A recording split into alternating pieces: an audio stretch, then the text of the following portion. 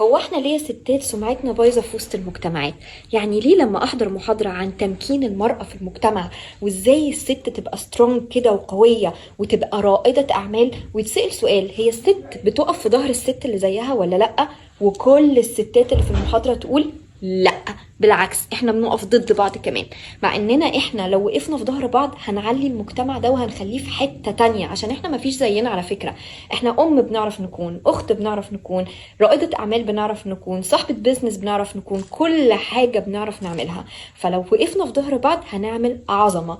زي كده دكتور شيرين ست عظيمة قررت تقف في ظهر كل الستات، ولو اي حد عنده مشروع تموله من اول الفكرة لحد ما تبقي بتصدري بره مصر، وتبقى بتقولك ازاي تحسبيها صح، وازاي تجيبي الموارد بتاعتك وتعلمك وتطور من شخصيتك في مؤسسة اوتاد. فلو انت عندك مشروع شوفي كده مؤسسة اوتاد ممكن تعمل ايه ليكي وتقف في ظهرك.